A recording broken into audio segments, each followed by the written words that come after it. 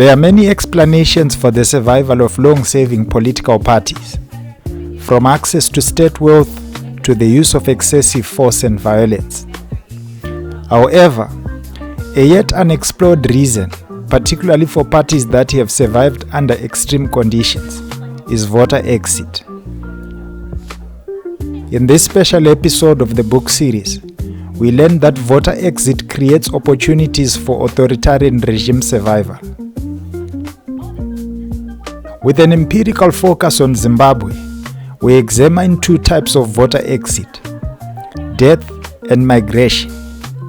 We learned that the exit of young, urban, and working professional voters because of mass death due to the AIDS pandemic and mass migration in the wake of economic decline has increased the resilience of a regime that may have otherwise lost power. We examine a new book entitled Death, Diversion, and Departure: Voter Exit and the Persistence of Authoritarianism in Zimbabwe. This book was published by Cambridge University Press, and a copy of it can be accessed on the link that is in the description panel of this video.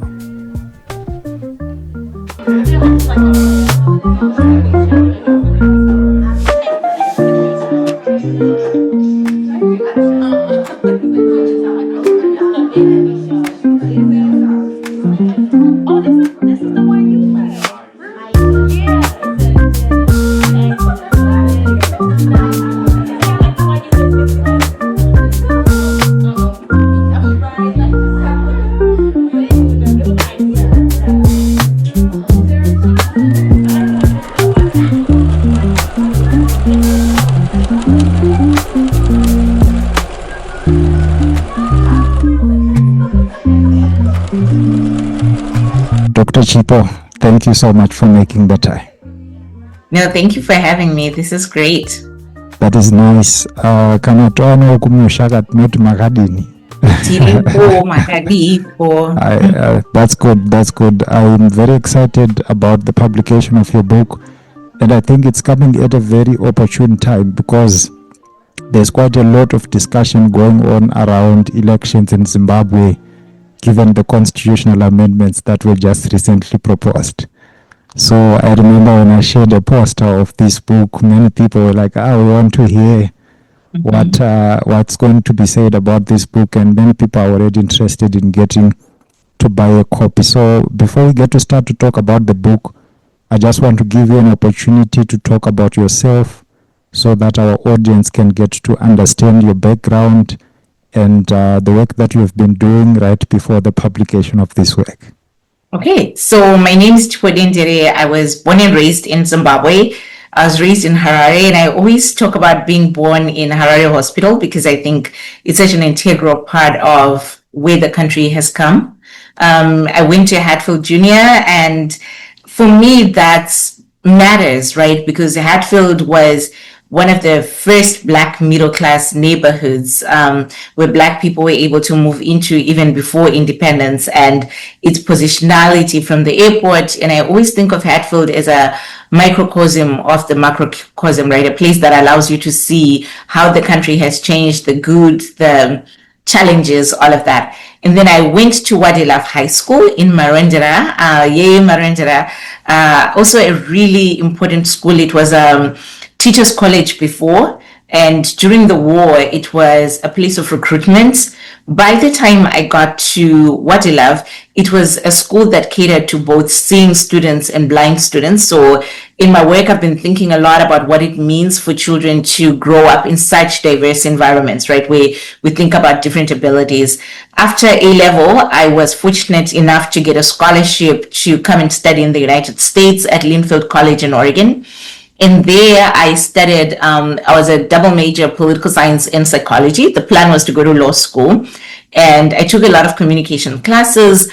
After I graduated, I went to Washington, D.C. I'd done other things in the middle. So I went to Washington, D.C. and I interned for an Oregon senator. And I think that was really helpful for educating me that I don't want to be a politician, but I do like to study politicians.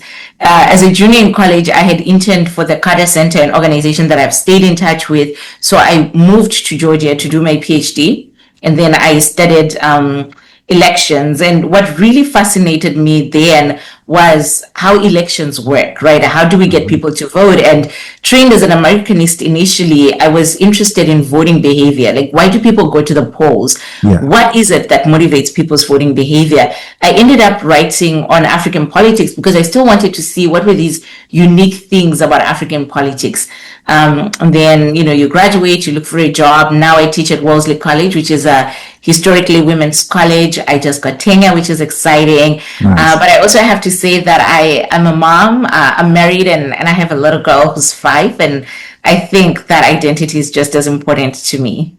Wonderful. That is great. And I should say congratulations on getting tenure, because that's, I consider to be a very remarkable achievement, given the limited number of people that get to win it, especially considering gender issues, considering race issues in a context of the United States. That is very spectacular. You remind me of my grandfather when you said Wadlaf School. My grandfather was a headmaster at St. Anne's in Malta. So before he died, he used to tell me stories about how he visited Wadlaf to go for soccer competitions with his team.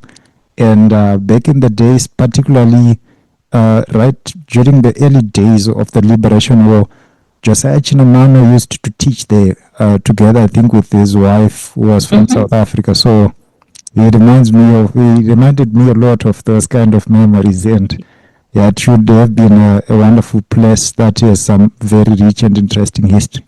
You're obviously somebody who has been in multiple places, academia, at the World Bank, in different spaces, and you bring quite a diverse pool of knowledge into different issues.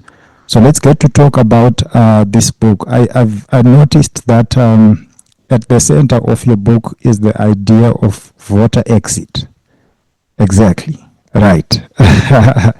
And it's quite a very important topic that people always try to talk about. We are interested, even as historians, we're interested in trying to trace the historical causation of why we get to see voter exit, especially when it comes to election or just generally political participation in anything that requires the public to put in its opinion about a given political event.